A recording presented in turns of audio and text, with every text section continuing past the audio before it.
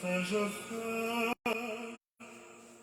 Pourquoi t'ai-je offensé? De l'esclavage d'Égypte, moi je t'ai tiré. Mais toi, tu prépares une croix pour ton Rédempteur. Ô Dieu saint, ô Dieu saint, ô Dieu saint, Dieu fort, immortel, ô pitié. 40 ans, je t'ai conduit à travers le désert, je t'ai nourri de la manne, et je t'ai fait entrer dans la terre promise. Mais toi, tu prépares une croix pour ton Rédempteur. Mon peuple, que t'ai-je fait? Ô roi, t'ai-je offensé?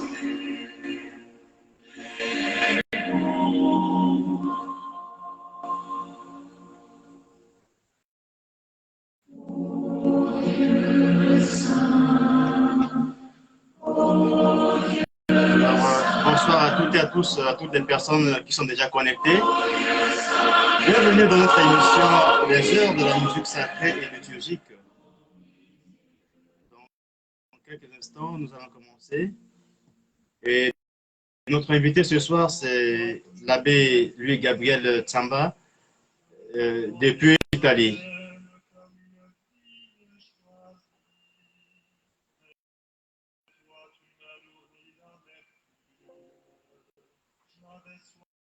Tu m'as abreuvé de vinaigre et d'une lance. Tu as versé le cœur de ton sauveur.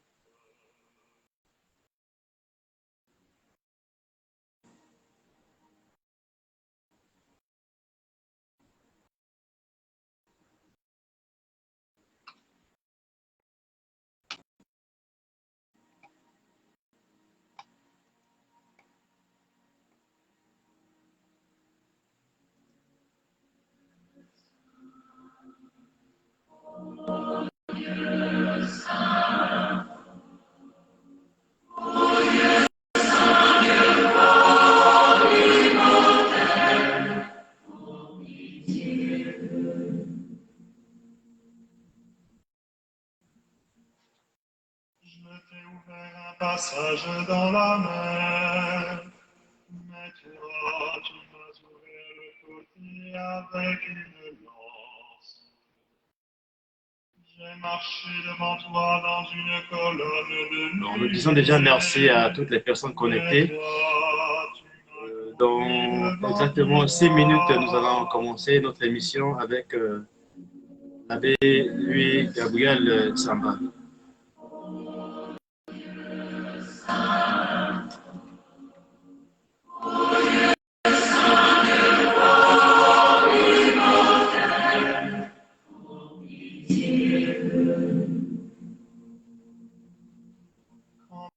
Tu étais dans le désert, je t'ai nourri de la manne. Mais toi, tu m'as frappé au visage et flagellé. J'ai fait jaillir l'eau du rocher et je t'ai sauvé. Mais toi, tu m'as bravé de fiel et de vinaigre.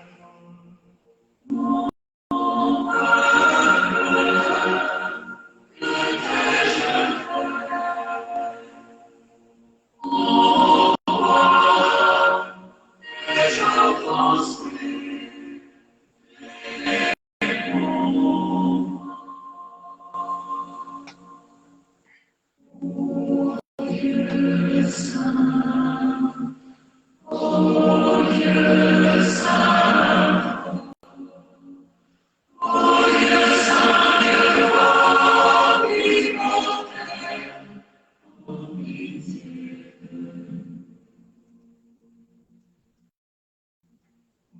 Moi pour toi, j'ai frappé les rois de Canaan, mais toi, tu m'as frappé d'un roseau. Moi, par ma toute puissance, je t'ai élevé, exalté.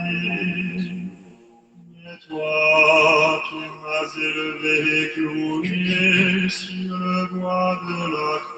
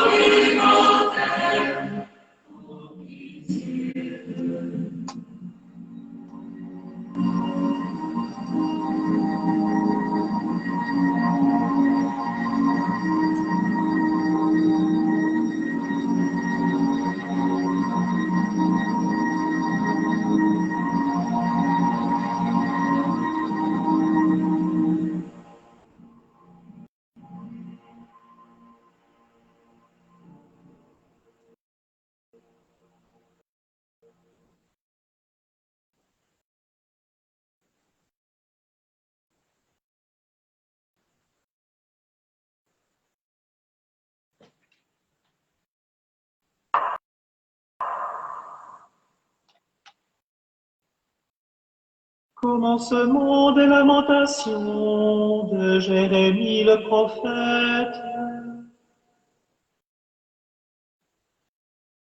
Comment est-elle assise à l'écart, la ville si populeuse? Elle est devenue comme une veuve, la grande entre les nations. Princesse parmi les provinces, elle est réduite à la corvée.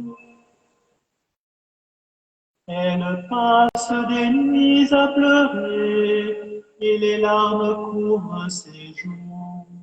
Pas un qui la console parmi tous ses amants.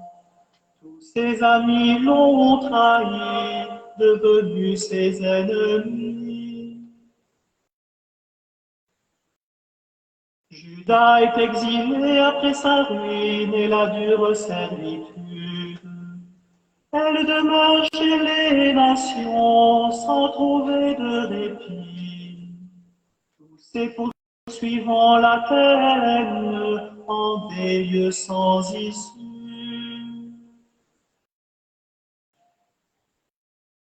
Les chemins de Sion sont en deuil, nul ne vient plus à ses fêtes. Toutes ses portes sont désertes et ses prêtres gémissent. Ces vierges se désolent, elle est dans l'amertume. Ses ennemis sont victorieux, ses oppresseurs ont l'avantage. C'est le Seigneur qui l'a jugé pour ses nombreux péchés. Ses enfants sont partis captifs devant l'oppresseur. De la fille de Sion s'est retirée toute sa gloire. Ses chefs étaient comme des béliers qui ne trouvent point de pâture. Ils cheminaient sans force devant qui les chassait. Elle se souvient, Jérusalem, de ses jours de détresse et de misère. Quand son peuple succombait au coup de l'ennemi, sans que nul ne la secourût. Les oppresseurs la regardaient, ils riaient de sa ruine. Jérusalem a péché gravement, elle est devenue chose impure. Tous ceux qui l'honoraient la méprisent, car ils ont vu sa honte. Elle-même gémit et détourne sa Nous disons de merci à toutes les face. personnes connectées. Sa souillure colle au pan de sa robe. Elle ne pensait pas à sa Dans quelques instants, Elle est tombée si haut. nous allons être en direct avec l'abbé lui, Gabriel Zab. Voilà.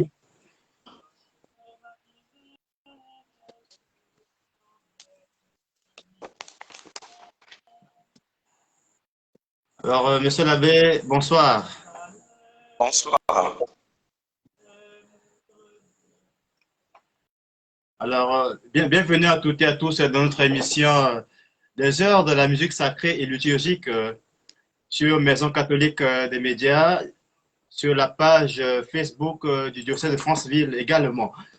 Et nous sommes dans notre entretien du jour avec notre invité, l'abbé Louis Gabriel Tsamba, depuis Italie.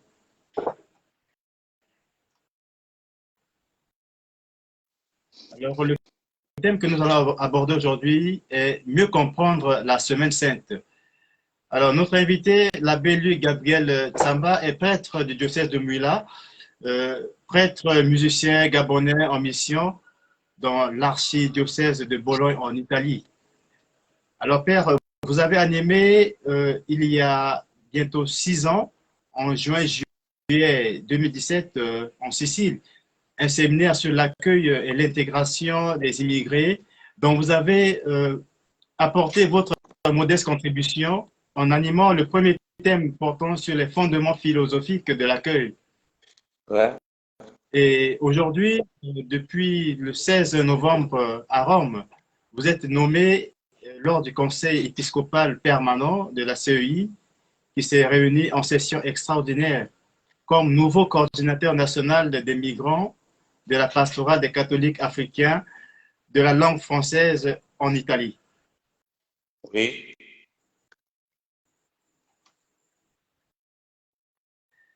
Et sans oublier que vous êtes également membre de l'ACDM, c'est-à-dire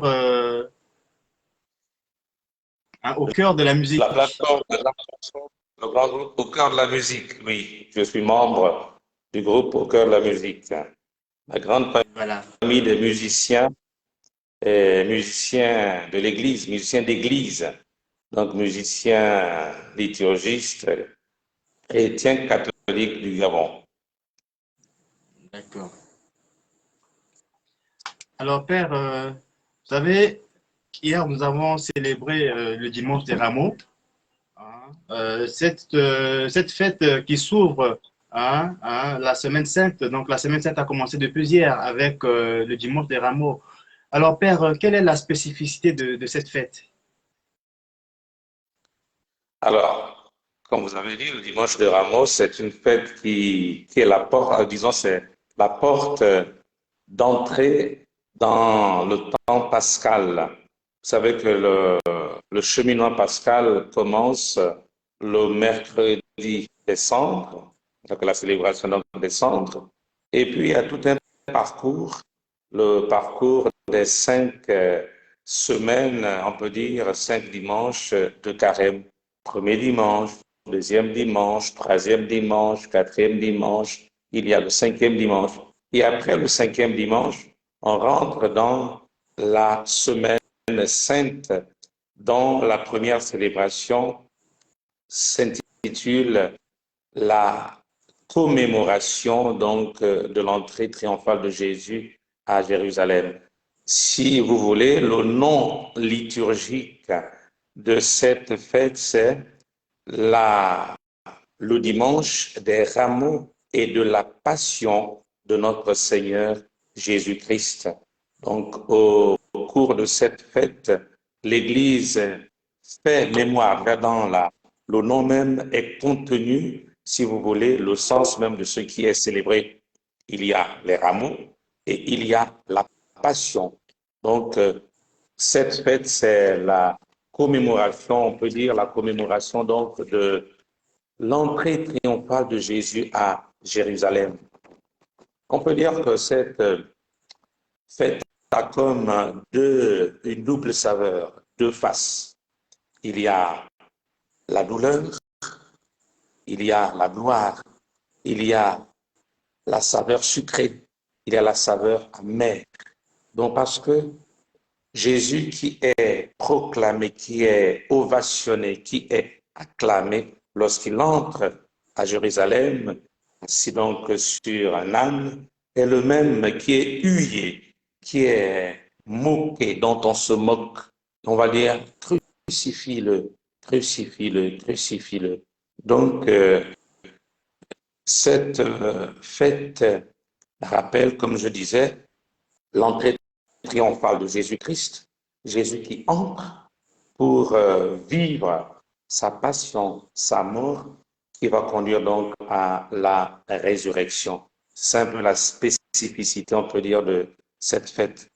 Au cours de cette fête, bien qui signe, hein, parce que cette fête, c'est comme en italien, on dit il portico. Il portico, c'est le portique. C'est cette petite entrée-là, ovale, qui va nous faire, cette porte-là, qui nous fait entrer dans ce grand jardin de la nouvelle vie, de la résurrection de notre Seigneur Jésus le Christ. Plus ou moins succinctement, c'est un peu ça, c'est la spécificité de cette fête des rameaux. Donc, on peut résumer, c'est la commémoration de l'entrée triomphale de Jésus-Christ, l'entrée solennelle à Jérusalem et la célébration de sa mort sur la croix de sa passion. Parce que le dimanche de Rameaux, on lit l'évangile, qui chaque année, c'est selon l'année, le cycle liturgique. Cette année, c'est l'année liturgique A, donc on a lu l'évangile selon Saint Matthieu.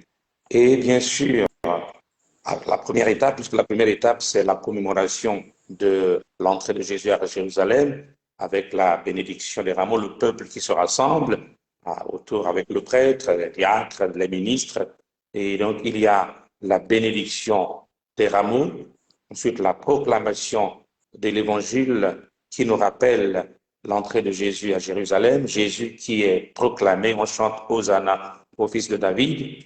Et ensuite, il y a cette procession qui nous conduit dans l'église, et dans l'église se poursuit la messe avec, bien sûr, la proclamation du récit de la passion de Jésus-Christ, et toujours en tenant compte de l'évangéliste de l'année liturgique en cours.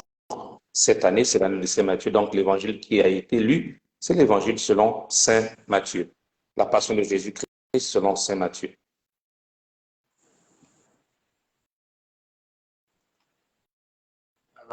D'accord, Père.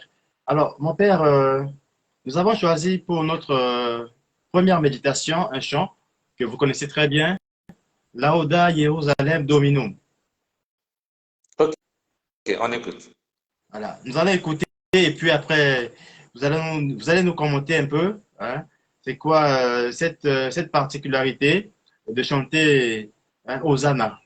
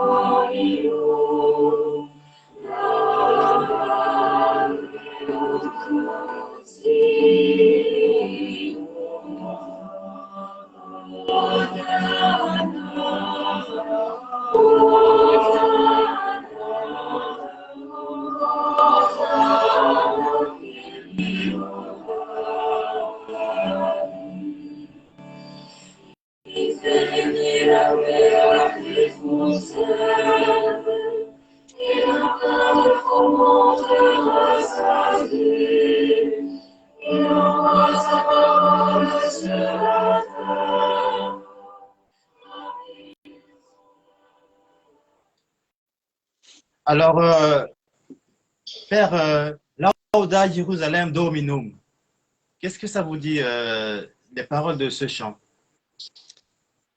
Ces paroles, Lauda Jérusalem Dominum, Lauda, c'est louons, louer le Seigneur, Jérusalem.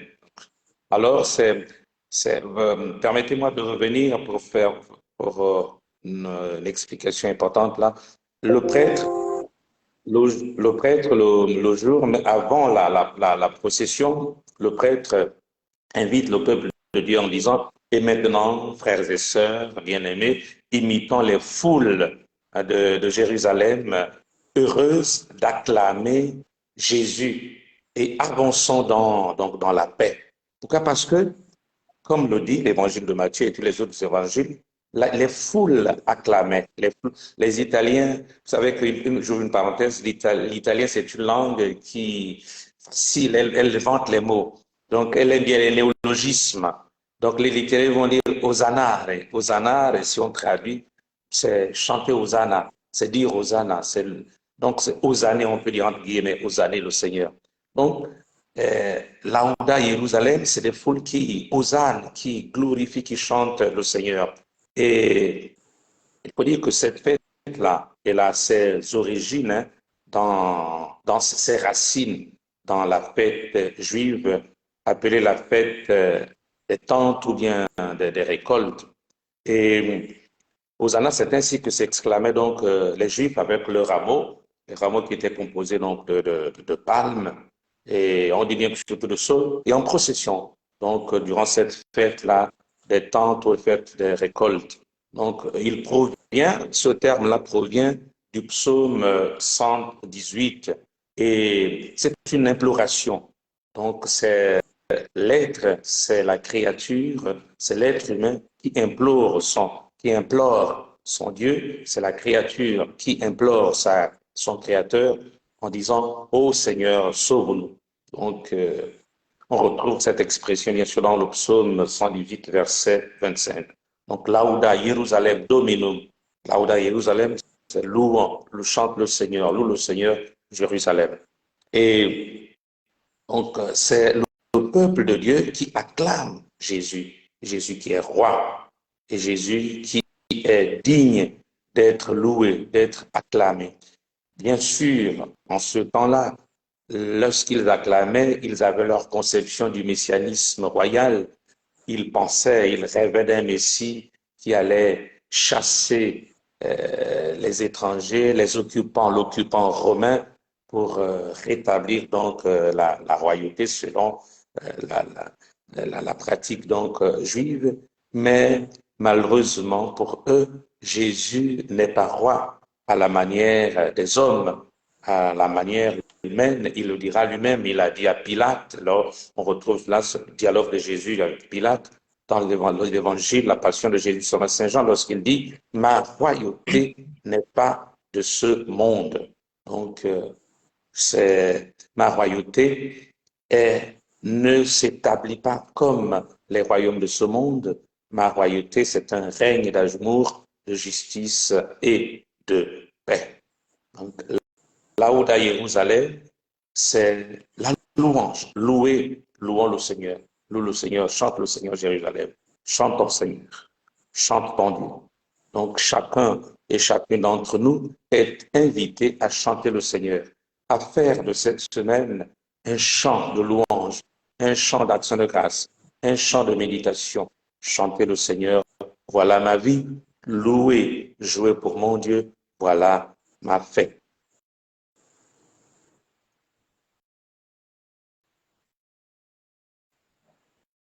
Merci, mon père. Alors, entrons dans le vif du sujet. Nous allons parler de la Semaine Sainte, Père.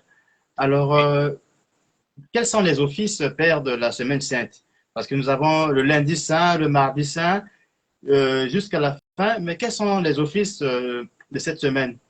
Également, il y a une particularité le mardi. Juste une parenthèse, on parle de la messe chrismale. Et également, nous avons proposé un chant pour la messe chrismale que nous allons écouter tout à l'heure ensemble. Alors, Père, vous avez la parole. Merci beaucoup, mon cher Greg. Alors, la semaine sainte commence bien sûr avec, nous avons dit, avec la porte d'entrée de la semaine sainte, c'est la célébration, la commémoration même de l'entrée triomphale de Jésus et la célébration de sa passion. Et c'est une semaine particulière, c'est la grande semaine de la vie chrétienne. C'est la semaine privilégiée. Elle est sainte parce que au cours de cette semaine est célébré le grand mystère de la vie chrétienne qui est le mystère de la mort, de la résurrection de notre Seigneur Jésus-Christ. Et au cours de cette semaine, l'Église commémore tout ce que Jésus a vécu donc durant cette semaine avant sa résurrection. Donc la semaine sainte, c'est une, comme on dit, semaine, elle part du dimanche des rameaux, elle commence dimanche des rameaux, et elle se termine, on peut dire, le samedi soir, donc avec la veillée pascale. Parce que le dimanche matin, on rentre dans le cycle même pascal. Et cette semaine sainte a deux étapes. Donc, il y a la première étape. Il n'y a pas de célébration particulière au cours de cette étape, si ce n'est la messe chrismale. Et la dernière étape, c'est ce que l'Église appelle liturgiquement le Triduum pascal. Jeudi saint, vendredi saint et samedi saint. Donc aujourd'hui, c'est lundi saint. La particularité de lundi saint, parce que l'évangile qui nous est proposé, c'est l'évangile de Jésus qui se trouve chez ses amis. Et certains commentateurs disent que c'est le jour de la semaine, le jour de l'amitié, parce que Jésus se retrouve, il est à l'aise, il est chez ses amis, chez Lazare, qu'il vient de ressusciter, chez les sœurs Lazare, bien sûr, Marie et Marthe. Et l'une des sœurs de Lazare, Marie, qu'est-ce qu'elle va faire? Elle lave les pieds de Jésus avec un parfum, bon parfum qui coûte cher, hein, d'une grande valeur, et elle va essuyer les pieds de Jésus avec ses cheveux. C'est un geste vraiment d'amour, un geste profond qui manifeste l'amour que cette femme a pour Jésus ou bien avait pour Jésus. Donc c'est la fête de l'amitié, c'est le jour de l'amour, c'est la fête de l'amour le lundi saint. Et cette onction-là, ce parfait rappel l'ensevelissement que Jésus va connaître le vendredi, le jour donc, de sa mort. Et il y a le mardi saint. Le mardi saint, Jésus annonce déjà sa trahison. Mardi saint. On s'approche de la passion de ce jour-là. Donc Jésus, qu'est-ce qu'il fait? Il annonce, on se concentre donc sur l'annonce, la trahison de Jésus. Jésus dit, mais l'un de vous va me trahir. Il annonce, bien sûr, il y a là aussi l'annonce de c'est le jeudi que Jésus va annoncer le reniement de Pierre. Donc, mardi saint, il n'y a pas de célébration particulière. Mercredi saint non plus, il n'y a pas de célébration particulière. C'est Judas qui rend visite. Le texte, l'évangile fait référence à Judas qui rend visite donc aux prêtres du temple et leur promet donc là de livrer Jésus. Donc se réalise l'annonce que Jésus va faire la veille. Et donc c'est la journée traditionnellement appelée journée qui fait référence à la déloyauté de Judas. C'est la journée de la tristesse parce que le maître est trahi par l'un de ses collaborateurs et un proche collaborateur parce que Judas était, si vous voulez, le ministre des Finances. C'est Judas qui gardait la caisse et l'argent. Et la remontrance que Judas va faire même à la dame le lundi donc, le texte de ce matin, dit, mais cet argent-là aurait pu profiter aux pauvres. Au lieu de gaspiller cet argent, ce parfum-là, on pouvait le vendre et cet argent servirait aux pauvres.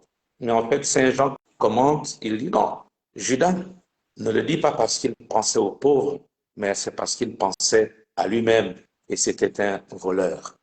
Donc, voyez, il ne suffit pas de faire des remontrances aux autres, il faut encore apprécier les gestes que les autres font et surtout un geste aussi profond que Marie fait à son Seigneur avec tout son amour. L'amour ne revendique rien, l'amour se donne totalement. Donc pour revenir au lundi saint peut être considéré comme le lundi de l'amour, le mardi saint comme le mardi de l'annonce de la trahison, le mercredi saint, la réalisation même de la trahison. Ensuite, il y a au cours de cette lundi, mardi, mercredi, bien jeudi matin, mercredi soir ou jeudi matin, l'Église invite à célébrer la messe chrismale. C'est cette messe qui est célébrée par l'ordinaire du lieu, par l'évêque, autour de ces prêtres. Et au cours de cette messe chrismale, parce qu'au cours de cette messe, l'évêque bénit des huiles. Les huiles, l'huile des catéchumènes, l'huile des malades. Eh bien, chrisme, parce que le Saint-Crème, cette huile-là qui va servir pour le baptême, pour oindre les nouveaux baptisés, pour la confirmation et bien sûr pour les ordinations, l'ordination presbytérale, l'ordination aussi épiscopale. Donc, la messe chrismale est célébrée selon vous savez, l'Église, elle est élastique, le droit canon, il est élastique. C'est bien sûr que c'est prévu le mercredi après-midi, soir, ou bien jeudi matin, mais selon les circonstances, les diocèses, elle peut être célébrée lundi saint, mardi saint, mercredi saint. Mais l'essentiel, c'est qu'elle soit célébrée avant la Cena Dominis, donc avant la célébration de la dernière scène, qui est souvent cette messe, ce jeudi saint célébré, donc le jeudi soir à 18h, moins 18h. Pas avant, quand même, pas avant 18h. Pour des circonstances particulières, oui, on peut la célébrer peut-être à 15h, circonstances particulières, mais l'Église conseille de la célébrer au moins à 18h, 19h, 20h, la Cena Domini. Donc, c'est un peu ça les offices, si vous voulez, de la Semaine Sainte. Alors, il y a le jeudi saint. Le jeudi saint, c'est l'institution de l'Eucharistie et l'institution même du sacerdoce, parce que c'est le jour où Jésus institue l'Eucharistie. Il dit ceci, il prononce les paroles que le prêtre prononce, les ipsissima verba Jesus, donc les mêmes paroles que Jésus a prononcées le jeudi saint, le prêtre les prononce chaque fois qu'il célèbre la messe. Parce que le prêtre célèbre in persona Christi. Il dit, ceci est mon corps, prenez et mangez, ceci est mon sang, le sang de la nouvelle alliance qui sera versé pour vous et pour la multitude en rémission des péchés. Faites ceci, bien faites cela en mémoire de moi. Et c'est aussi l'institution de l'Eucharistie, parce que voilà pourquoi le jeudi saint, c'est la fête des prêtres, c'est l'anniversaire des prêtres. Donc, il est conseillé, il est demandé aux chrétiens de penser à leurs prêtres, de prier pour eux, de leur rendre visite pour ceux qui sont malades, par exemple. Comment de prier pour eux, de poser des gestes d'amour, de fraternité vis-à-vis de leurs frères qui sont prêtres, qui ont été choisis par le Seigneur lui-même comme ses collaborateurs, ses serviteurs. Et donc, le jeudi saint, bien sûr, il y a la messe. Et au cours de la messe, il y a le lavement du pied. Le prêtre qui revit ce geste d'humilité de Jésus qui a lui-même lavé les pieds de ses disciples. Donc, il y a le lavement des pieds.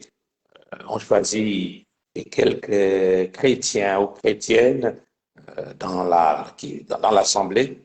Et le prêtre va refaire ce même geste que Jésus avait fait ce soir-là vis-à-vis donc de ses disciples. Il a même dit, les paroles, c'est « Si moi, vous m'appelez Maître et Seigneur, vous avez raison, je le suis. Mais si moi, votre Maître et Seigneur, je me mets à vous laver les pieds, c'est pour vous inviter, vous aussi, à vous laver les pieds les uns les autres. » Un geste d'humilité. Donc, le jeudi saint, c'est aussi le jeudi de l'humilité de Jésus qui se donne totalement, qui se donne comme corps, comme sang, nous, Chacun d'entre nous sommes donc invités à entrer en communion avec lui. Et c'est aussi le Jésus humble qui se met à laver les pieds de ses disciples. Et nous sommes chrétiens appelés, parce que chrétien signifie Christ, vient de Christ, nous sommes les disciples du Christ, donc nous sommes appelés, nous aussi, à nous laver les pieds les uns aux autres, à nous agenouiller devant les autres, à nous mettre au service les uns des autres. Ensuite, il y a le vendredi saint. Le vendredi saint, c'est la commémoration, c'est le jour même de la mort de notre Seigneur Jésus-Christ. Et ce jour-là, il n'y a pas de célébration eucharistique. Ce jour-là, il y a le chemin de croix, le grand chemin de croix, et le dernier chemin de croix, comme dévotion durant le temps liturgique, parce que le chemin de croix, on peut le faire même en dehors du temps de carême. Hein. Le pape Saint Jean-Paul II faisait son chemin de croix tous les vendredis de l'année. Chaque vendredi, il faisait son chemin de croix. Mais il y a le chemin de croix liturgique que l'on fait de façon particulière pendant le temps du carême. Et le dernier chemin de croix se fait le vendredi saint. Et après ce chemin de croix, il y a la célébration, donc l'office du vendredi saint, la vénération, la proclamation d'abord de la passion du Christ, la méditation de la passion du Christ selon Saint Jean. Parce que le vendredi saint, on célèbre la passion de Jésus-Christ selon Saint Jean.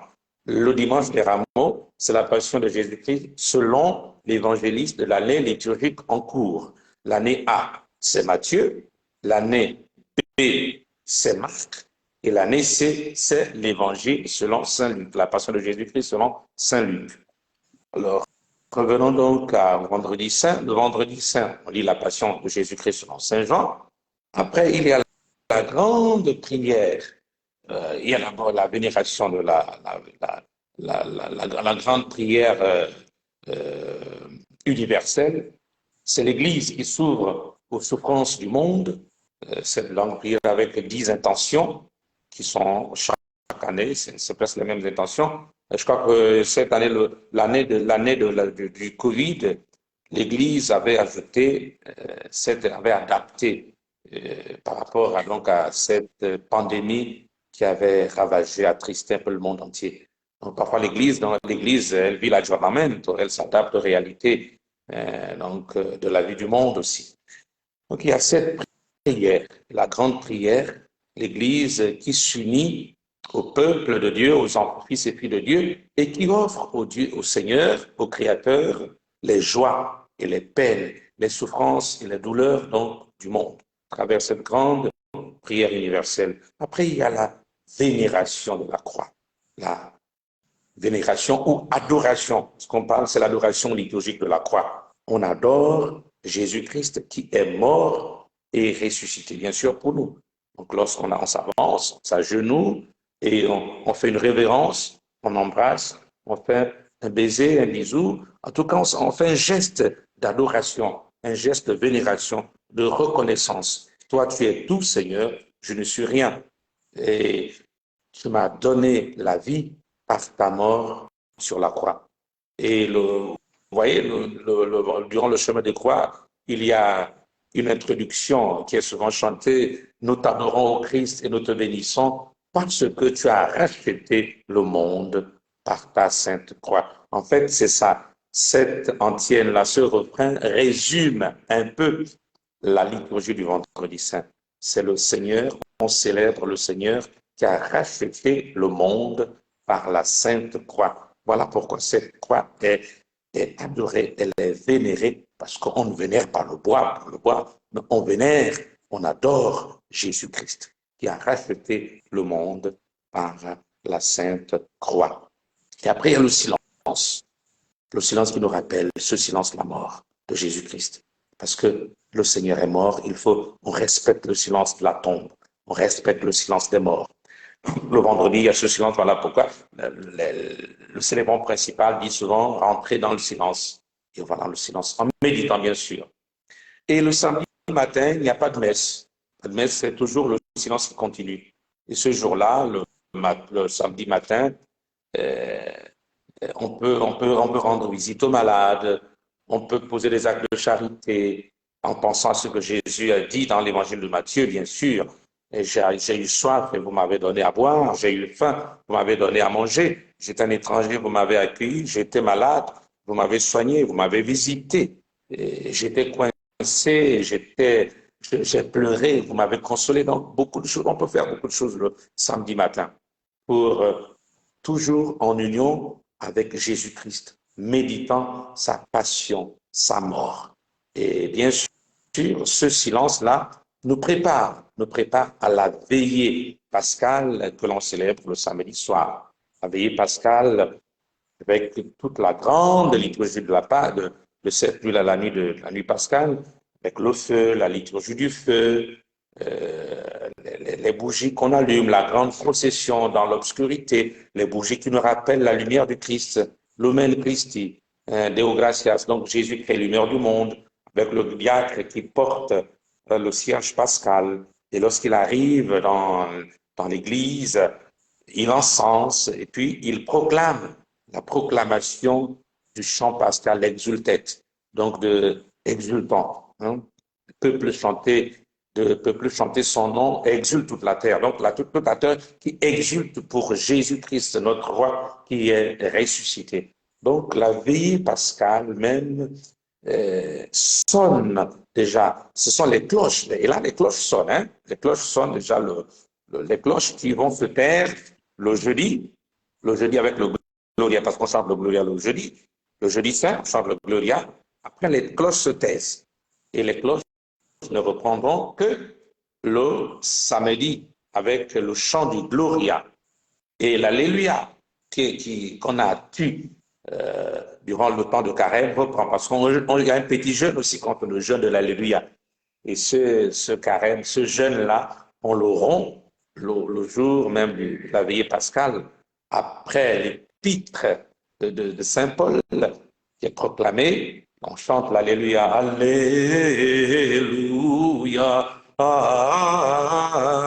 trois fois, Alléluia,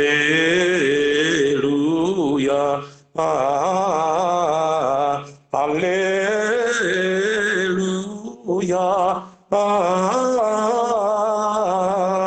Donc, là, on rend le jeûne de l'Alléluia et nous sommes de plein pied là dans la joie pascale. Et cette joie pascale qu'on va proclamer, chanter d'une façon particulière le dimanche, le matin, donc le jour même de la célébration de la résurrection de notre Seigneur Jésus-Christ. Alors, la mort a été vaincue par Jésus-Christ. Nous avons donc eu raison de suivre Jésus-Christ. Nous sommes du côté du vainqueur des vainqueurs, Jésus notre Seigneur. En lui, il n'y a pas de ruine. En Jésus-Christ, il y a la vie, il y a la résurrection, il y a le triomphe de l'amour, il y a le triomphe de la joie, il y a le triomphe de la paix. Et nous avons raison de faire le choix de Jésus-Christ.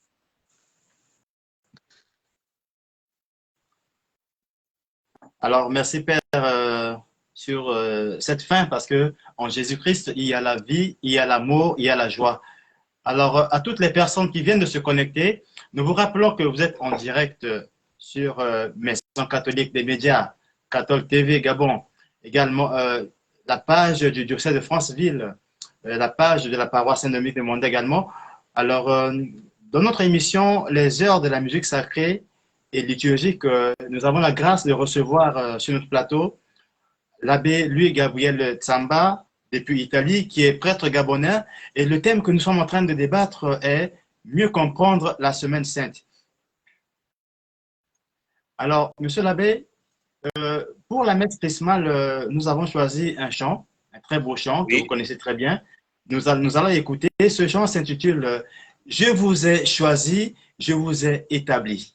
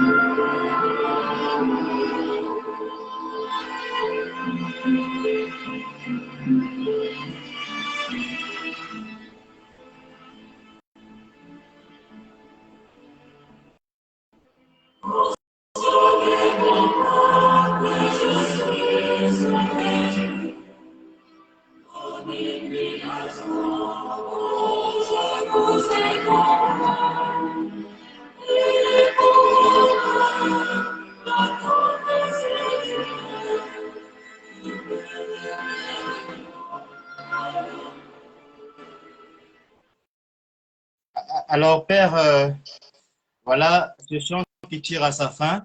Je vous ai choisi, je vous ai établi.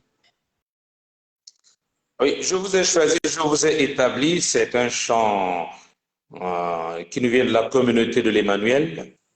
Un certain Lorenzi, c'est lui, je crois que c'est l'auteur, compositeur de cet hymne. C'est une hymne pascale.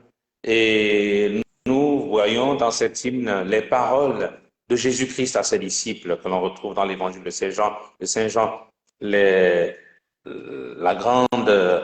grand colloque donc, de Jésus avec ses disciples. Et c'est Jésus qui leur dit, je vous ai choisi, je vous ai établi. Je vous ai établi pour que vous alliez et vivez donc de ma vie, demeurez dans moi, vous porterez de fruits.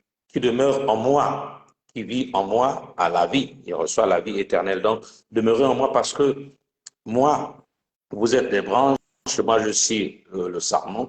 Donc, ce sont les paroles même de Jésus-Christ. Et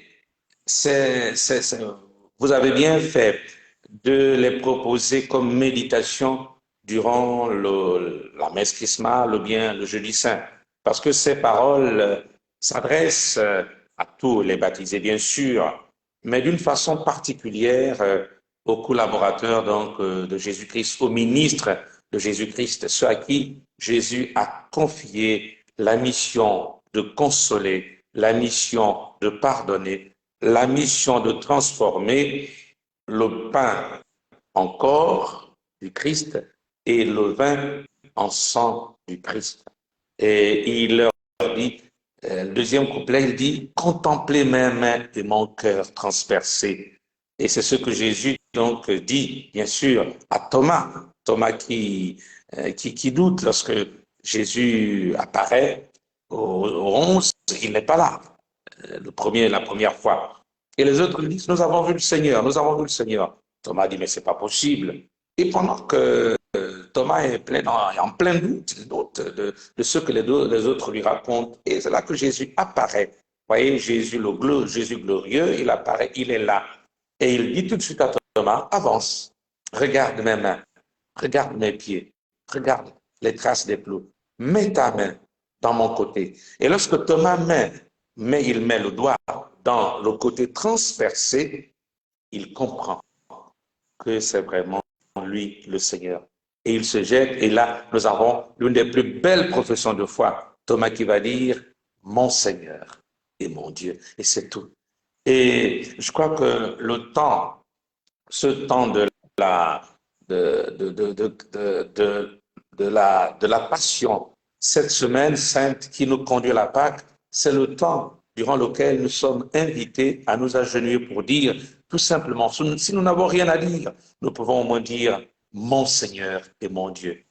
Essayons de dire mon Seigneur et mon Dieu. Et pour ceux qui aiment chanter comme nous, on peut même composer mon Seigneur et mon Dieu, mon Seigneur et mon Dieu, mon Seigneur et mon Dieu, mon Seigneur et mon Dieu, mon Seigneur et mon Dieu, mon Seigneur et mon Dieu. C'est tout. Le Seigneur ne demande rien d'autre que la simplicité de la vie, accueillir sa simplicité. Il dit, contemplez mes mains et mon cœur transpercé. Accueillez la vie que l'amour peut vous donner, c'est ça. Alors, et le troisième couplet, il parle de l'Esprit Saint. C'est un chant programme, en fait, hein, ce chant je vous ai choisi. C'est un chant programme, c'est un chant prophétique, c'est un chant programme. Pas seulement pour les prêtres, mais pour tous les baptisés, encore plus pour les prêtres. Il dit, recevez l'Esprit. Et c'est Jésus ressuscité aussi qui va leur dire, recevez l'Esprit Saint. Ceux à qui vous maintiendrez les péchés, il leur sera remis. C'est toujours le ressuscité qui offre l'Esprit Saint, qui donne l'Esprit Saint, qui va souffler sur les apôtres. Bien sûr, nous ne sommes pas encore, liturgiquement parlant, nous ne sommes pas encore là. Nous sommes aujourd'hui lundi saint, mais nous sommes en train de nous préparer à vivre cela. Et ce chant que vous nous proposez, merci beaucoup, cher Greg, c'est vraiment un chant programme qui peut nous aider à vivre, à méditer, à vivre ce temps de cette semaine sainte pour entrer dans la joie pascale. Vous savez, chanter, c'est prier de foi. Beaucoup chantent, mais peu s'arrêtent devant la profondeur des paroles. Il y a toute une théologie du chant. Il y a toute une catéchèse à travers le chant. Donc, imaginez, sans chanter, on peut reprendre ces paroles, on peut les méditer. C'est une grande hymne, c'est une grande prière. Donc, Jésus dit, recevez l'Esprit Saint, l'Esprit de puissance et de paix. Et nous avons besoin de paix. La paix dans nos cœurs, la paix dans nos maisons, la paix dans nos communautés, la paix dans nos familles et la paix dans le monde. Et c'est nous, baptisés chrétiens, qui sommes appelés à incarner cette paix. Mais la paix ne saurait régner dans le monde. Je suis en Italie, et en Italie, on parle plus de la guerre en Ukraine que de la guerre, par exemple, la guerre dans l'un de mes pays que j'aime beaucoup, le Congo, la RDC, la République démocratique du Congo, et je salue mes frères de la République démocratique du Congo, Botte, Sangonini. Alors, on ferme la parenthèse. Donc, on a besoin de paix. Je disais qu'en Italie, on parle plus de la guerre en Ukraine que de la guerre dans d'autres régions du monde. Alors, nous avons besoin, c'est nous les chrétiens qui sommes appelés à incarner cette paix. Et le chant se termine avec la consolation. Consoler mon peuple, oui, parce que le prêtre est appelé à consoler, à transmettre la consolation, à transmettre la caresse de Dieu à ses frères et sœurs, à transmettre le bisou de Dieu, à transmettre la collade de Dieu à ses frères et sœurs. Consolez mon peuple, je suis son berger, parce que le prêtre n'est berger que en Jésus-Christ et par Jésus-Christ. Quand on dit le berger parabule, le berger, mais qui es-tu? Qui es-tu si tu n'es pas uni à Jésus-Christ, à Jésus-Christ? Quel genre de berger tu seras si tu n'es pas connecté à Jésus, l'unique berger? On aurait pu parler, chanter Jésus, berger de toute humanité, tu es venu sauver ceux qui étaient perdus. Donc, Jésus sauve ceux qui sont perdus et continue de les sauver à travers ses prêtres qu'il envoie consoler le peuple, consoler moi. Il dit, donnez-nous la joie. Le prêtre est le transmetteur et le contaminateur de la joie. Parce que si la joie est le signe de l'appartenance à Jésus-Christ. Et durant cette semaine sainte, nous sommes appelés aussi à vivre dans la joie. La semaine sainte, ce n'est pas l'anniversaire, c'est pas le deuil de Jésus. On ne fait pas le retrait du deuil de Jésus, non. Dans le temps, on pensait que c'en était ainsi, parce qu'on portait même le vêtement noir. Et le vêtement noir, la couleur noire a été remplacée par la couleur violette. Et le dimanche des rameaux par la couleur royale. Donc, la couleur liturgique du dimanche des rameaux, c'est la couleur rouge. Et la couleur liturgique, là, c'est des parenthèses que je fais, des petites diversions aussi qui sont importantes, parlant des couleurs liturgiques, puisqu'on en a besoin. Et c'est la couleur violette. Et jeudi, nous aurons la couleur blanche, parce qu'elle rappelle l'Eucharistie, la blancheur de l'Eucharistie. Et le vendredi saint, c'est la couleur rouge, la couleur royale, parce que c'est le roi qui meurt, c'est notre roi qui meurt, Jésus le roi des Juifs. Ça s'appelle Jésus le roi des Juifs. C'est l'inscription sur la croix, le roi des Juifs. Et la couleur du samedi saint, c'est la couleur du ressuscité, du glorieux de Jésus ressuscité, la couleur blanche, la couleur de la nouvelle vie, la blancheur même de la transfiguration. Le deuxième dimanche de Carême, nous avons médité la transfiguration et la résurrection. C'est une sorte de transfiguration. Nous sommes donc appelés à vivre cette blancheur. Mais cette blancheur passe aussi par la joie que le prêtre communique à ses frères et ses sœurs. Donc, donnez-nous la joie dont je vous ai comblé. Et cette joie, ayez pour vos frères les tendresses du Père et demeurez auprès de moi, alors vous vivrez. Oui. Et ce chant est profond parce que c'est en demeurant auprès de Jésus que l'homme, l'être humain, trouve la vie, la plénitude de la vie. Oui, une vie sans Dieu est une vie amère. Une vie avec Dieu, voilà qui peut plaire. Ça me rappelle un peu mon enfance avec les Chevaliers de l'Immaculée. Lorsqu'on chantait, j'avais je me rappelle, oui, c'était le générique du film Chaka Zulu. Bam, bam, bam, bam, bam, bam, bam, bam, bam, bam, bam. J'avais adapté, j'avais composé un chant partant de ça. Dieu est Père et où nous aimons. Le titre du chant, c'est Une vie sans Dieu, c'est une vie amère. Une vie sans Dieu, c'est une vie amère. Vivre avec Dieu, voilà qui peut plaire. Une vie sans Dieu, c'est une vie amère.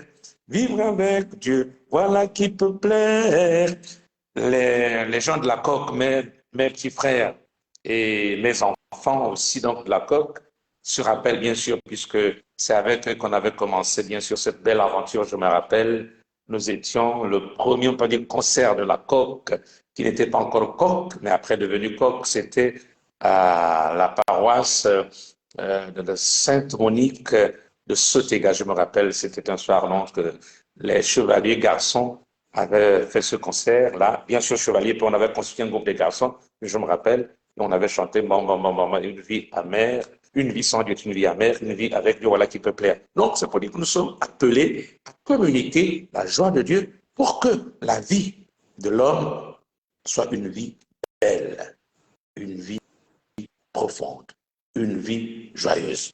Vous savez qu'on peut vivre dans la joie, on peut vivre la joie intérieure, va au-delà des souffrances que l'on rencontre, va au-delà des vicissitudes que nous connaissons. Oui, et cette joie n'a qu'une seule origine, le cœur de Dieu. Dieu est plus grand que le cœur de l'homme. Dieu est plus grand que tout ce que nous pouvons réaliser ou ne pas réaliser dans nos vies. Alors, merci Père. Dieu est plus grand que le cœur de l'homme. Dieu est plus grand que tout ce que nous pouvons réaliser dans notre vie. Alors Père, pour le Jeudi Saint, nous avons également choisi un chant, deux chants. Nous allons commencer par Le Seigneur nous a aimés, comme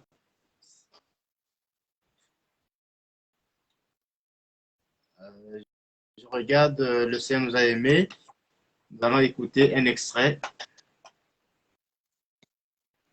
Oui, c'est un chant classique, un chant connu.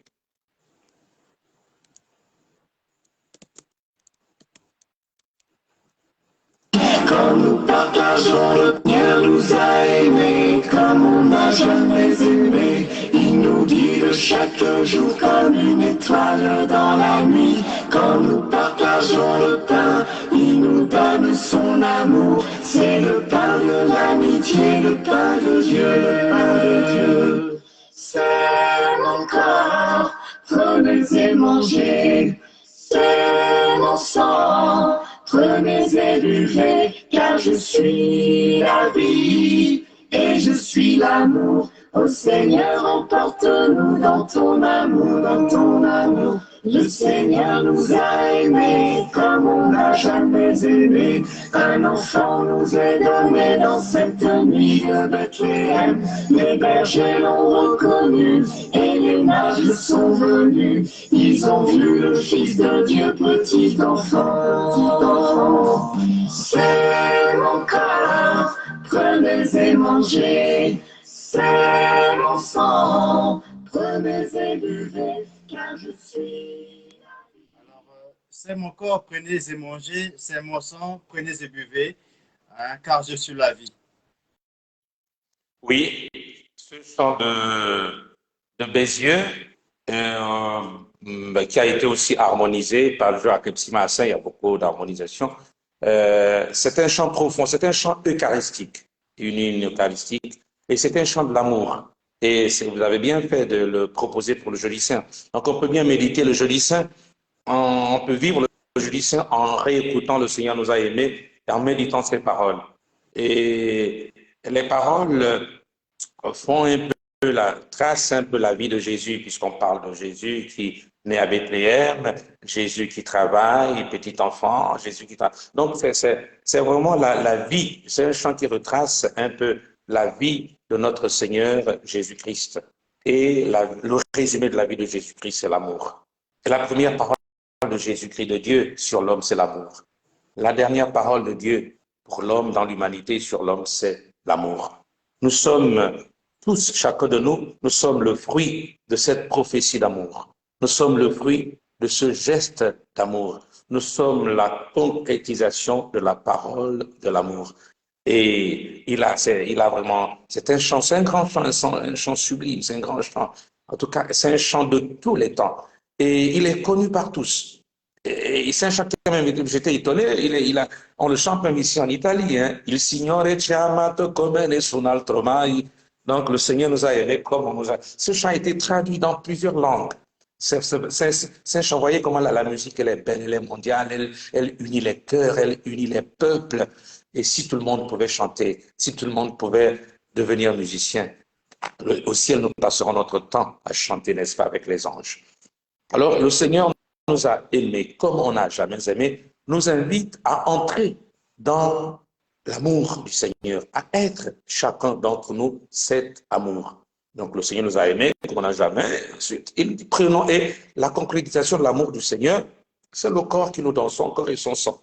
Parce que l'offrande du corps et du sang du Christ, cette offrande-là est liée même à l'offrande de la vie de Jésus qui se réalise, qui se concrétise sur la croix, ce que nous allons célébrer bien sûr le vendredi.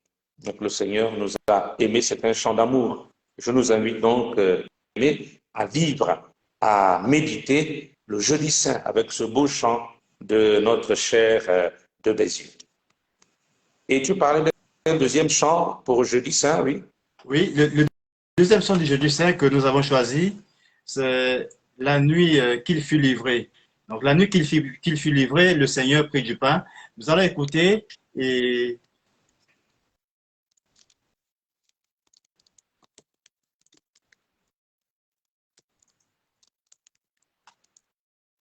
donc nous allons écouter ce chant et nous allons revenir vers vos pères pour nous expliquer un peu la profondeur de ce chant.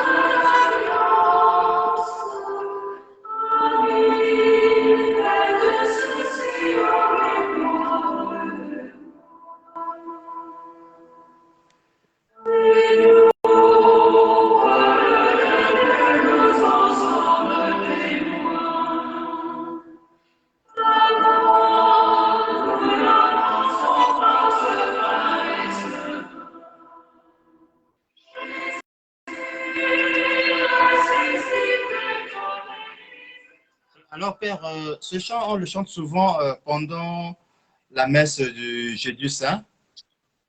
Oui, Quelle est la c'est profondeur un de ce chant, chant. Père?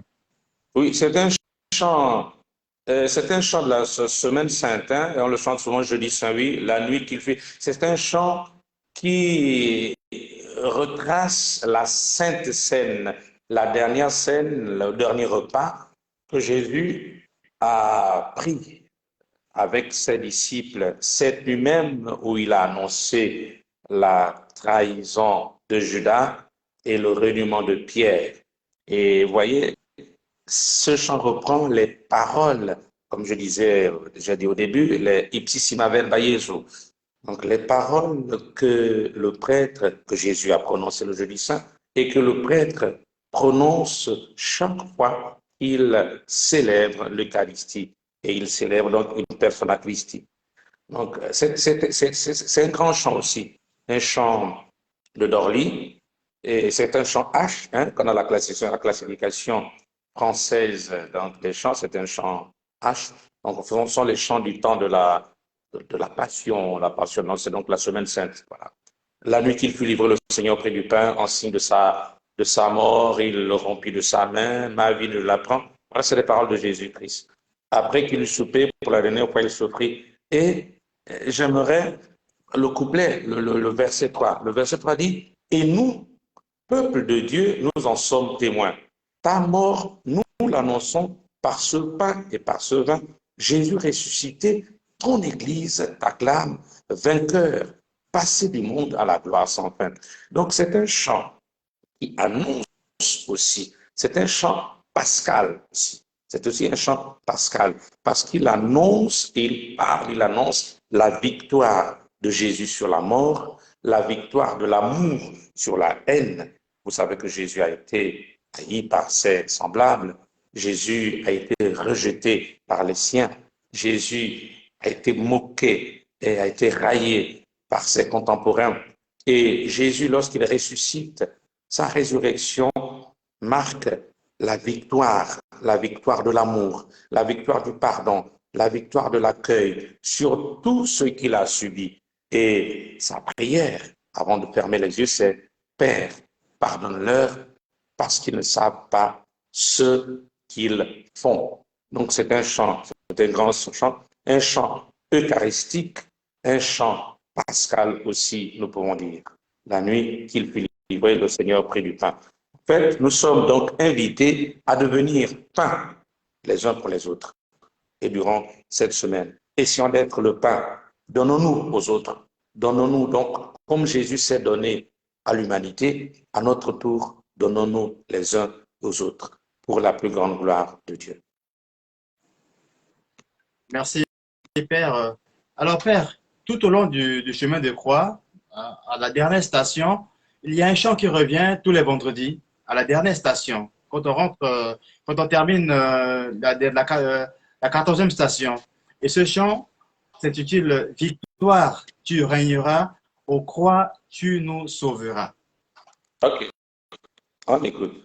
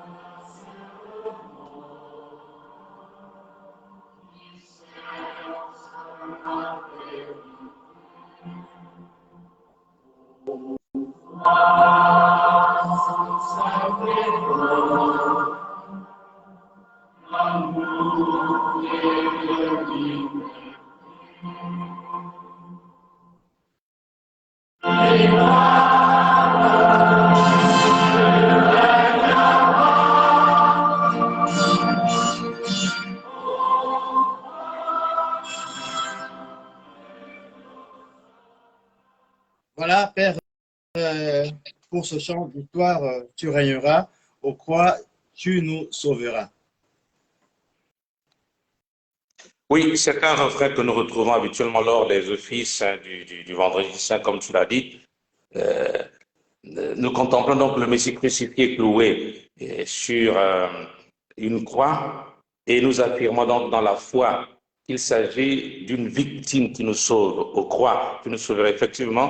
Donc, et c'est même ce que le prophète Isaïe dit, mon serviteur, dit le Seigneur, il montera et il s'élèvera, il sera donc exalté. Donc, nous chantons la victoire de Jésus sur la croix. Victoire, tu régneras aux croix. C'est une hymne de foi et d'adhésion, d'engagement. Le chrétien s'engage donc à suivre Jésus. Il chante la victoire de la croix. Parce que la croix passe d'instrument de supplice, parce que le plus grand supplice, c'était la mort sur la croix. Et Jésus va transformer ce supplice de la mort sur la croix en instrument de salut, en instrument de vie. Voilà pourquoi nous, chrétiens, nous n'avons plus honte, nous ne devons plus avoir honte de la croix, mais nous devons la porter. Il ne suffit pas seulement de porter la croix, parce qu'on peut la porter sans la porter. Il faut être même la croix. Il faut être crucifié, il faut être crucifié avec Jésus pour ressusciter bien sûr avec lui. Et la véritable croix, c'est la croix que nous avons dans le cœur. La véritable croix, c'est la croix que nous sommes appelés à devenir les uns pour les autres. Et c'est la croix que nous portons chaque jour, les contrariétés, les difficultés. Et si nous les portons avec Jésus-Christ, et Jésus le dit, c'est la croix, c'est le signe même de l'appartenance à Jésus-Christ. Jésus dit, n'est mon véritable disciple seulement, qui est mon véritable disciple? Celui qui courageusement porte sa croix, ne recule pas, n'invente pas un autre chemin, mais marche à ma suite. Parce que la vraie victoire, nous l'avons obtenue et nous l'obtiendrons toujours et toujours par Jésus-Christ et en Jésus-Christ, avec Jésus-Christ. Vous savez, il y a une légende qui parle du Quo Vadis. On dit que lors de la persécution de Néron, à l'époque là, Pierre, qui était à Rome, a fui. Il voulait fuir, il a commencé à fuir par la Via Pia, c'est une légende. Hein? Donc il fuyait les persécutions, il avait peur, il ne voulait pas mourir, il avait peur. Et chemin faisant, lorsqu'il fuyait, il fuyait les portes de la persécution romaine, la souffrance. Et chemin faisant, il rencontre Jésus avec sa croix qui marchait. Et il a dit, il s'arrête, il dit, Quo vadis Domine, Quo vadis Domine. Ça veut dire, où vas-tu mon Seigneur? Où vas-tu mon Seigneur? Et le Seigneur de lui répondre, je vais à Rome, puis à Jérusalem. Là, je dis, je vais à Rome maintenant pour me faire crucifier une deuxième fois. Et Pierre a compris qu'il ne fallait pas fuir la croix, il fallait repartir. Et c'est comme ça qu'il a fait demi-tour et il est reparti à Rome courageusement et il a subi aussi sa mort sur la croix. Et par respect pour le maître, il a dit non, je ne peux pas mourir comme mon maître. Je préfère que vous renversez parce que pour lui c'est indigne. Il peut pas, même dans la mort, il se sentait indigne de mourir comme son maître. Il a dit je ne peux pas mourir comme mon maître. Je veux que vous m'enterriez autrement. Donc voilà, Pierre dit, on dit qu'il est mort. On a renversé la croix a renversé. Il est mort, cloué aussi sur la croix, crucifié mais renversé. Donc c'est la victoire. Et Pierre est le Père même, avec Saint Paul, bien sûr, ce sont les piliers de notre Église. Donc, nous rendons grâce à Dieu pour leur témoignage de vie et nous disons merci au Seigneur pour ce grand signe de la croix qui est le signe de son amour pour l'humanité. Alors, merci encore, Père, pour nous édification, bien sûr, sur la croix. Alors, Père, lorsque nous avons annoncé notre émission d'aujourd'hui sur la page de la Maison catholique des médias, alors, nous avons reçu une question d'un internaute qui nous demande Pourquoi le Christ s'est-il laissé arrêter, maltraiter, injurier, puis crucifier? Il dit aussi quel est le sens de ce chemin de souffrance qui débouche sur la résurrection, ce mystérieux salut offert à tous les hommes. Alors, je vous ai dit tout à l'heure que lors du dialogue de Jésus avec Pilate, on retrouve ça dans la Passion de Jésus-Christ selon Saint Jean, Jésus a dit qu'il est roi, mais pas à la manière des hommes.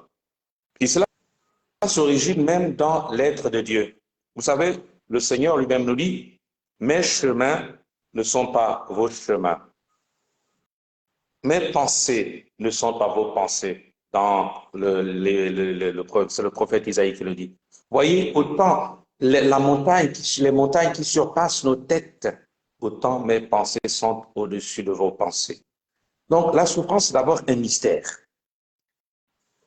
Et le mystère, c'est une vérité, une réalité qu'on ne finit pas de comprendre. On peut comprendre un petit bout, mais on ne comprend pas totalement. Et parfois, le mystère, pour le comprendre, il faut s'immerger, il faut entrer dans le cœur de Dieu. Donc, Jésus s'est laissé parce que, d'abord, c'est par amour.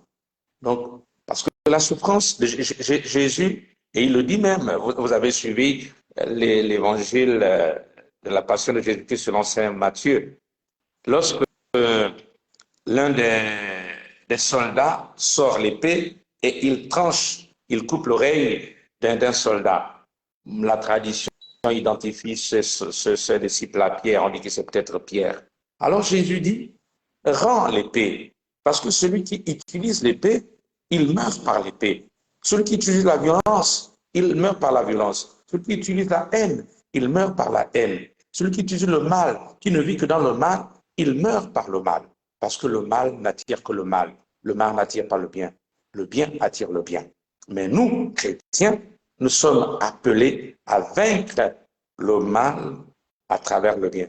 Donc, le Christ ne pouvait ne pas accepter cette souffrance, cette kénose, parce que, en fait, il n'a fait que suivre. C'est ça, c'est la logique même de Dieu. Cette souffrance, cette kénose qui commence, bien sûr, avec l'incarnation. Lui, il pouvait venir, grandieusement, il pouvait sauver l'humanité autrement. Mais voyez, lui qui est Dieu, c'est l'épître Philippiens qui dit, lui qui est Dieu, il n'a pas revendiqué le rang et l'égalité à Dieu, mais il s'est anéanti. Il a commencé, son anéantissement a commencé dans le sein de Marie. Lorsque l'ange Gabriel se présente à la jeune Marie, lui dit, est-ce que tu veux être la mère du Sauveur? Est-ce que tu veux vraiment être la mère du Sauveur? Et Marie accepte. Donc l'incarnation du Fils de Dieu, sa naissance dans cette pauvreté la nuit de Noël, il n'est nu. Donc dans cette nudité-là, dans cette faiblesse d'un enfant nu, se trouve déjà la puissance de l'amour de Dieu. Et ça commence là. Et Jésus, qui est né pauvre, dans ces conditions, dans le froid même de cette partie du monde qu'on appelle la Palestine, Bethléem, ne pouvait ne pas choisir, il ne pouvait pas ne pas choisir la croix, il ne pouvait ne pas choisir la souffrance, sinon il se contredisait lui-même. Donc, c'est la logique de Dieu qui est différente de la logique humaine. C'est le monde de Dieu qui est différent du monde humain. Le monde de Dieu que nous sommes appelés à embrasser, sa logique dans laquelle nous sommes appelés à entrer. Donc, Jésus choisit la croix pour nous sauver, pour manifester son amour. Il choisit l'amour, il choisit les injures. C'est le serviteur souffrant, le chant du serviteur souffrant. On a lu une partie aujourd'hui, on va lire l'autre partie demain. En tout cas, durant toute la première lecture, c'est Isaïe, durant toute cette semaine sainte, c'est cette méditation. Ce serviteur qui met toute sa foi, sa confiance dans le Seigneur et qui ne rend pas la gifle parce que il s'est totalement donné à la puissance donc de Dieu. Alors Jésus ne peut pas il peut pas se nier, il peut se nier lui-même, et parce que Dieu est amour. Dieu ne rend pas le mal pour le mal, Dieu vainc le mal avec le bien. Et donc, pour pour conclure donc ma réponse à ce frère, cet internaute, je voudrais nous inviter, nous aussi, à vaincre le mal avec le bien. Vous savez, le mal attire le mal. Je vais vous raconter une petite histoire, parce que le temps qui nous est imparti peut-être tire à sa fin. Ça s'est passé dans un pays, on tel nom, mais un pays d'Afrique. Alors, il y a un frère musulman qui provoquait un frère catholique. Et ce frère musulman taquinait, il ne comprenait pas, mais c'est pas... Vous savez, lorsque le taquin, il attend la réaction de l'autre, tant que tu ne réponds pas, ça énerve encore, parce qu'il attend que tu réagisses.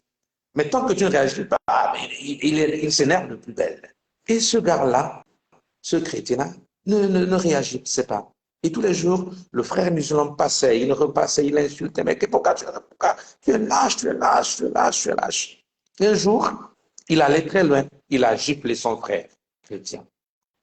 Et le frère chrétien a réagi, pas en giflant, en disant, mais mon frère, tu vas jusque-là, tu me gifles même. Écoute, si chez toi, c'est la violence, c'est des gifles, mais chez moi, Jésus nous a appris à pardonner. Il nous a dit, lorsqu'on te gifle la joue gauche ou droite, tu tends l'autre joue. Alors, mon frère, si ta logique, c'est la haine, c'est la gifle, c'est la bagarre, ma logique, c'est le pardon. Je ne te gifle pas. Si tu me donnes moi encore même des coups, je ne te réponds pas. Et cette réponse a vraiment démoli, si vous voulez, la puissance, la force de ce frère musulman. Et l'a affaibli. Et il a gardé silence. Il est parti, il n'a rien dit. 1 mois après, 2 mois après, il est revenu trouver son frère qu'il avait giflé. Et aujourd'hui, ce frère-là est devenu chrétien et il annonce Jésus partout. Vous voyez la puissance de l'amour, la puissance du pardon. Parce que on ne rend pas, et le chrétien ne rend pas le mal par le mal, le chrétien rend et il soigne, et il vainc, il lutte contre le mal en faisant du bien. Je vais terminer avec ce que disait Sainte Catherine de Sienne. Il disait, si les chrétiens vivent véritablement ce qu'ils sont, ils deviennent ce qu'ils sont véritablement, ils brûleront. Elle parlait de l'Italie, mais je vais l'élargir pour le monde entier, pour le Gabon par exemple, pour l'Afrique. Les chrétiens, s'ils vivent ce qu'ils vivent, ils deviennent véritablement ce qu'ils sont, ils brûleront l'Afrique d'amour et le monde entier d'amour et de joie. Alors, merci Père. Alors, nous ne pouvons pas clore notre émission aujourd'hui sans parler de la Très Sainte Vierge Marie, auquel vous avez aussi une affection particulière, Père. Alors, Père, quelle est la place qu'occupe la Très Sainte Vierge Marie tout au long de la Semaine Sainte? Hein? Nous savons aussi que vous avez composé un très beau chant à Marie, hein, avec cette affection particulière de la mère de notre Sauveur. Alors, nous allons écouter ce chant après votre intervention. Alors, quelle est la place qu'occupe la Très Sainte Vierge Marie tout au long de la Semaine Sainte, sinon tout au long de la vie de Jésus? Mais Marie est la mère. Marie occupe une place prépondérante. Marie, elle est, partons de la fin, Marie au pied de la croix. On va parler succinctement de Marie au pied de la croix et de Marie à l'Annonciation, parce que les deux sont liés. Parce que l'Annonciation de Marie annonce déjà, Marie est celle qui va accompagner son fils tout au long de la vie, tout au long de sa vie, jusqu'à la croix. Et au pied de la croix, nous dit Saint Jean, se trouve Marie. Et bien sûr, il y a le disciple Jean qui raconte l'histoire, c'est le chapitre 19, je pense, de l'Évangile selon Saint Jean. Il dit, regardons le disciple qu'il aimait, il dit au disciple, fils, voici ta mère. Il dit à la mère, voici ton fils. Et Jean dit, depuis ce jour-là, le disciple a pris Marie chez lui. Donc, Marie au pied de la croix est celle qui nous rappelle que nous sommes appelés à vivre en fils, à témoigner de la foi. Parce que Marie est le témoin fidèle. Il y a un chant qui dit, tu es le Dieu fidèle. mais la fidélité. En fait, nous sommes, Dieu est fidèle et il nous apprend à demeurer aussi fidèles.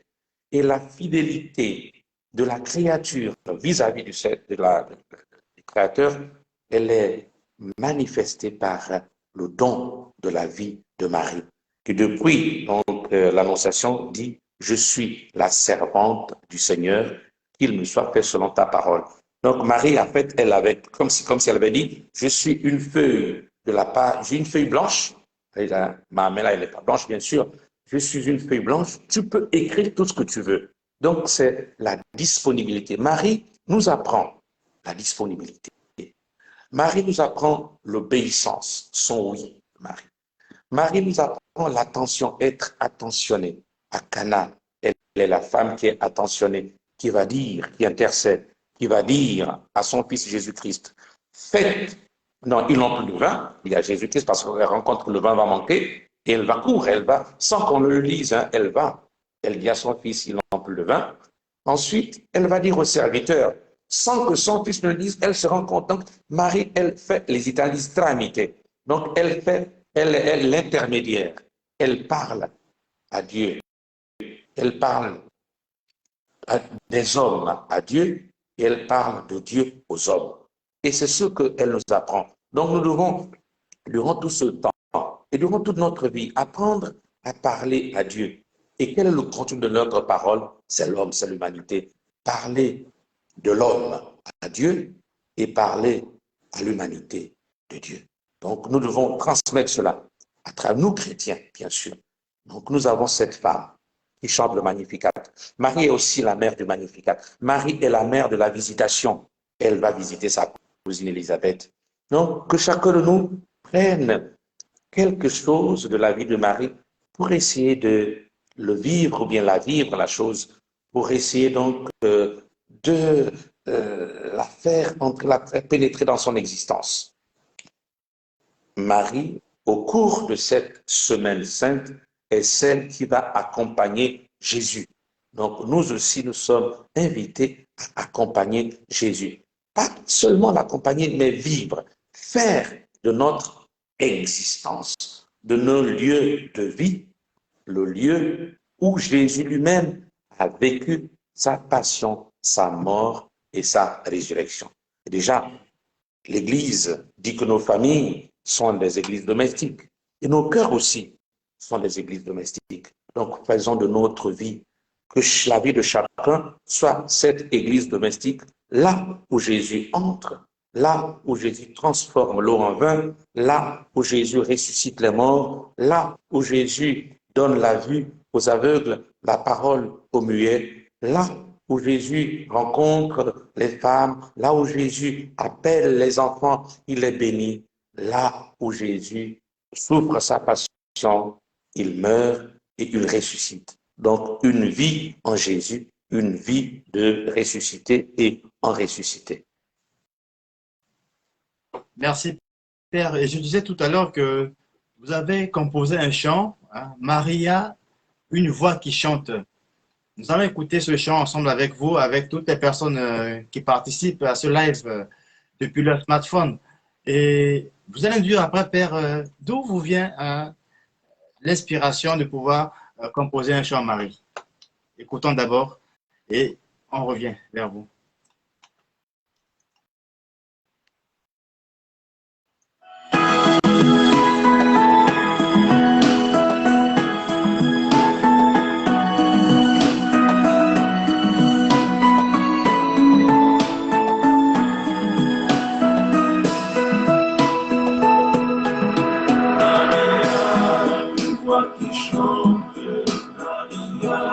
C'est une fleur, Maria, c'est un poème, Maria, c'est le sourire, Maria, joie éclatante, Maria, c'est une douceur, Maria, un cœur qui aime, Maria, c'est le sourire, de présence, un silence, une parole, ensuite le dialogue. L'amour de Dieu rencontre Marie. liberté, simplicité. Maria, une voix qui chante, Maria, c'est une fleur, Maria, est un poème, Maria, c'est le sourire, Maria, joie éclatante, Maria, c'est une douceur, Maria, un cœur qui aime, Maria, c'est le sourire. Sans calcul, tout disponible, comblé de grâce, sans peur de risquer. Ta confiance au Dieu de l'impossible, pour les hommes, une source de joie. Maria, une voix qui chante, Maria, c'est une fleur, Maria. Alors, Père Maria, une voix qui chante, Maria, c'est une fleur. Oui, le chant s'intitule, j'ai intitulé, bon, Poème à Marie, c'est une poésie. À mes heures libres, j'écris parfois des poèmes. J'aime bien la poésie. J'écris, j'espère publier un jour mes poèmes. J'en ai. Et donc, j'étais à Rome hein, quand j'ai composé ce texte-là, La Vierge Marie.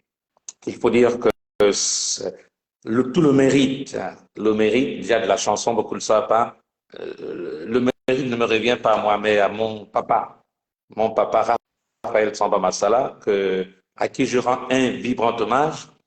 Et mon rêve, bien sûr, on le fera peut-être avec au cœur de la musique ACDM, c'est de valoriser, on a commencé à valoriser ce il a laissé, pour ceux qui ne connaissent pas, mon père, Raphaël Samba Massala, a beaucoup composé. Il y a des chants qui sont exécutés au Gabon. Kumuvanga Mutema, c'est lui. Ah, les Komorolinzembi, c'est lui. Alléluia, Alléluia, Maria, nanana, que la Salette a repris. C'est toujours mon père. Alors, il a composé beaucoup de chants à la Vierge Marie et de son, disons, de son vivant, il a composé. Et je crois que l'inspiration est partie de là, parce que mon papa était très marial. Et l'inspiration est partie de là. J'ai composé ce chant à Rome. Marie, une voix qui chante. Marie, c'est une douceur. Marie, c'est un poème. Marie, c'est le soleil. Et puis, il faut dire que ma formation de chevalier, parce que pour ceux qui ne savent pas aussi, je suis chevalier de l'Immaculée. C'est un mouvement marial qui est né au Gabon à l'époque au foyer de charité avec la défunte Satabin et puis le défunt, le père François aussi. Et même Monseigneur Eusébus a été chevalier de l'Immaculée. Ils sont nombreux les chevaliers de l'Immaculée.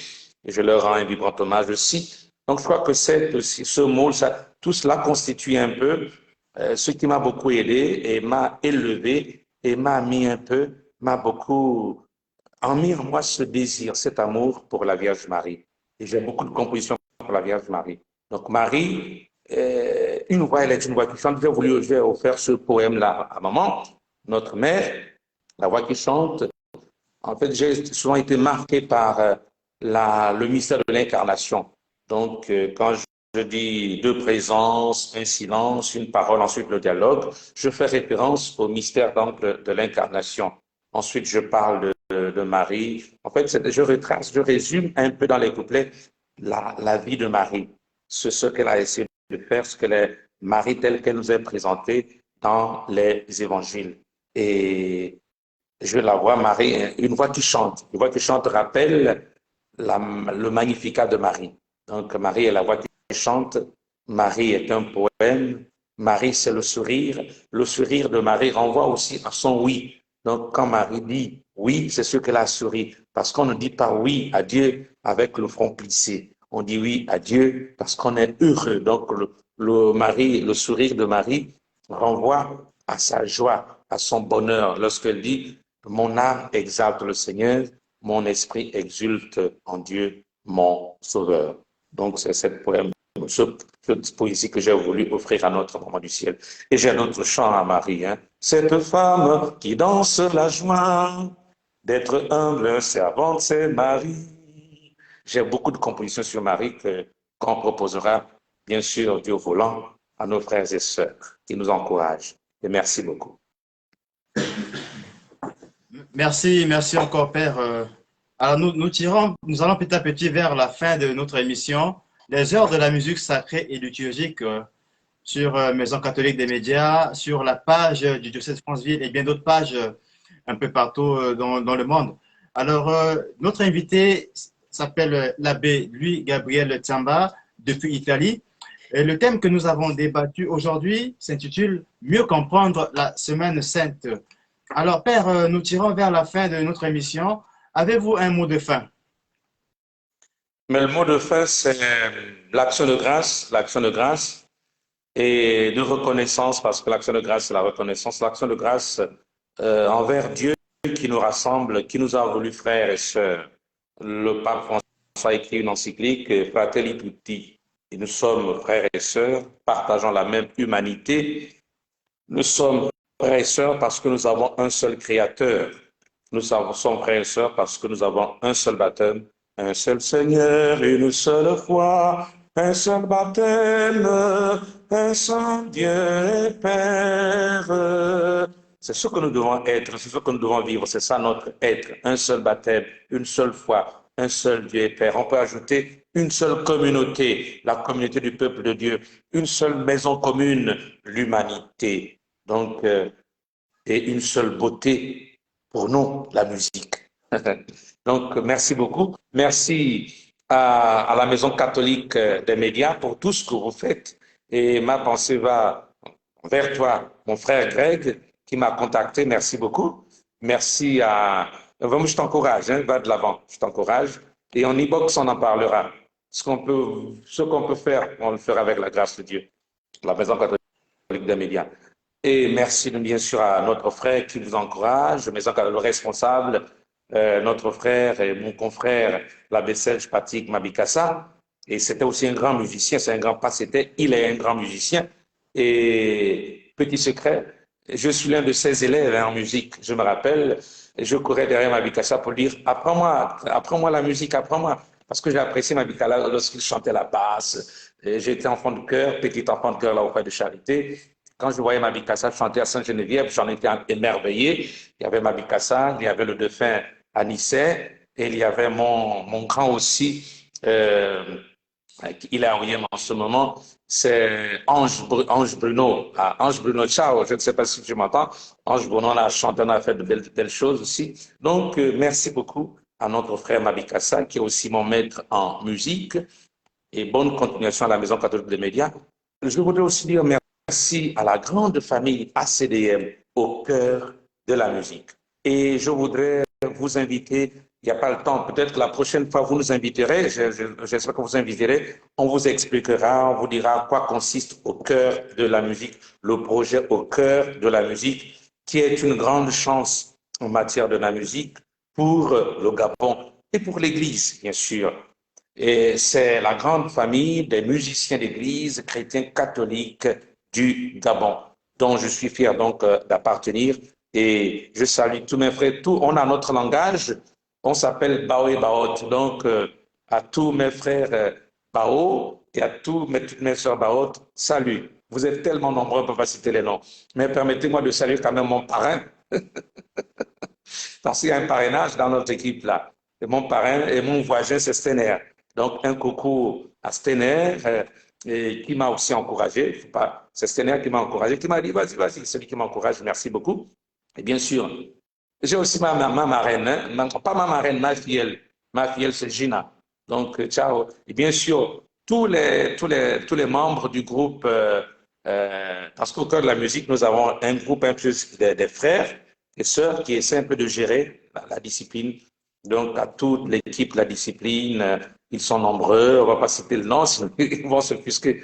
Parce que si je cite un, je ne cite pas l'autre, ils vont se offusquer. Ce que j'ai cité là, c'est parce que c'est parrain et puis filleul. Ils ont compris.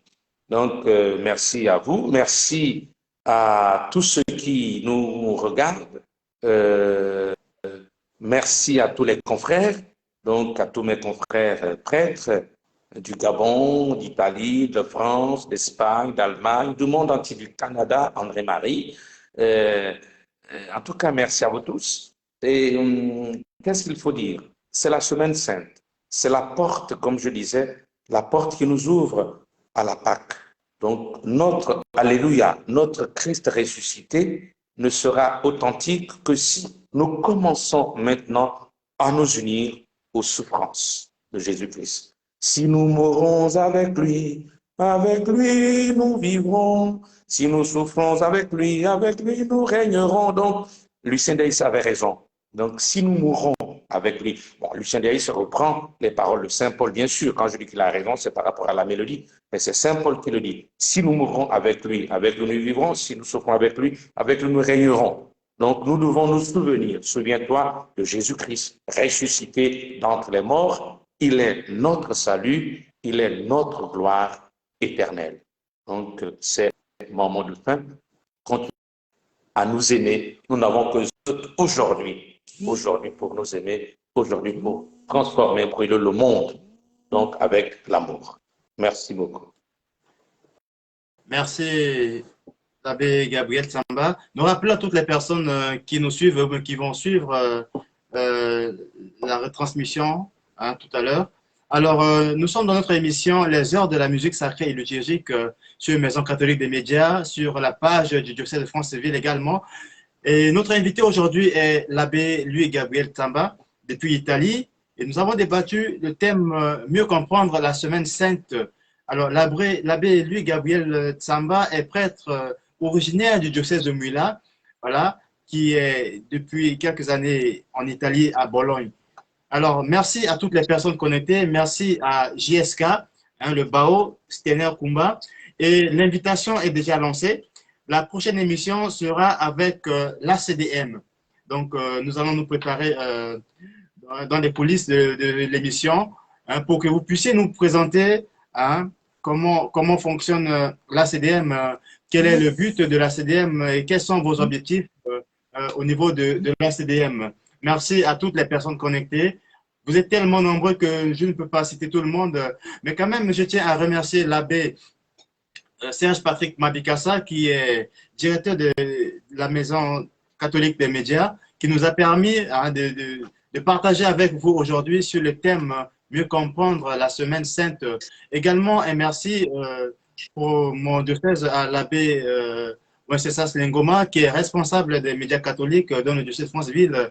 Nous disons également un merci à mon conseiller spécial, l'abbé Noé, depuis Port-Gentil, un coucou en passant. Alors, merci à toutes les personnes connectées et nous vous donnons rendez-vous dans les jours à venir avec l'ACDM, au cœur de la musique. Merci encore à tout le monde. Et nous allons terminer par le chant de notre invitée, Maria, voilà, qui nous conduit vers la Pâque. Merci à tous.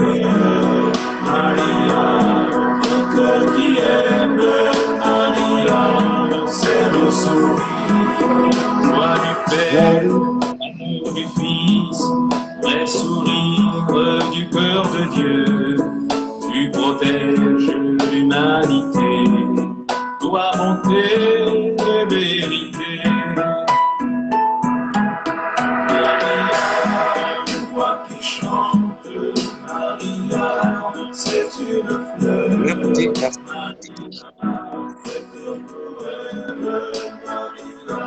C'est le sourire, Maria, joie éclatante.